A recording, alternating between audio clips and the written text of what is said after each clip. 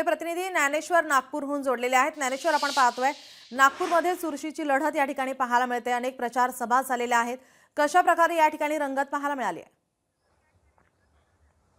नक्कीच नीलम, 151 जागांसाठी जे आहे ते नागपूर महानगरपालिकेमध्ये जे आहे ते निवडणूक होते। यामध्ये काँग्रेस असेल, भाजप असेल आणि इतरही पक्ष जे आहे ते मोठ्या मजबूतीने आणि मोठ्या ताकदीने मागील 2 आठवड्यापासून जे आहे ते या ठिकाणी प्रचार करत आहे। आणि प्रचाराची एकंदरीत रंगत जे आहे ते 2 आठवड्यापासून जे आहे ते नागपूर शहरामध्ये एकंदरीत पाहायला मिळाली। काँग्रेसकडून पाहायला गेलं तर काँग्रेसचे प्रदेश अध्यक्ष असतील हर्षवर्धन सपकाळ, विजय वडेट्टीवार, नाना पटोले आणि काँग्रेसचे आमदार आणि नागपूरचे शहराध्यक्ष विकास ठाकरे यांनी विविध प्रचार सभा आणि रॅलीच्या माध्यमातून एकंदरीत जे आहे ते मतदारांना साथ घालण्याचा प्रयत्न केलेला आहे। आणि सोबतच भाजपने देखील जे आहे ते मुख्यमंत्र्यांच्या सभा असतील, मुख्यमंत्र्यांचे काही टॉक शो आणि सोबतच केंद्रीय मंत्री नितीन गडकरी यांचं देखील टॉक शो जे आहे ते नागपूरमध्ये पाहायला मिळालं। सोबतच महसूल मंत्री तथा नागपूरचे पालकमंत्री चंद्रशेखर बावनकुळे यांचं विशेष लक्ष जे आहे ते संपूर्ण दोन्ही आठवडाभर जे आहे ते नागपूर शहरावर होतं। आणि छोट्या मोठ्या सभा आणि बैठकांवर देखील भाजपकडून जे आहे ते अगदी मायक्रो प्लॅनिंग करत जे आहे ते भर देण्यात आलेलं होतं। मात्र आज प्रचाराच्या तोफा थंडावणाऱ्या जरी असतील तरी आज अखेरच्या दिवशी जे आहे ते एकंदरीत मुख्यमंत्र्यांचा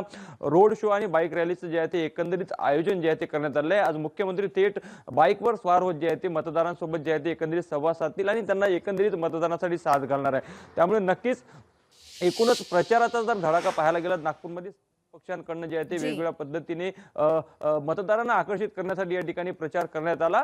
आणि ज्या सभांमध्ये आरोप प्रत्यारोप झालेले होते त्यामुळे कुठेतरी जे राजकारण तापलेलं होतं त्यामुळे ते तापलेलं राजकारण आज प्रचाराच्या थोंबा थंडावर असल्यामुळे जे आहे ते कुठेतरी आज थंड होणार आहे। मात्र अखेरच्या दिवशी नागपूरमध्ये मुख्यमंत्र्यांचं धन्यवाद ज्ञानेश्वर आणि महेश, आपण दिलेल्या या सविस्तर माहितीसाठी।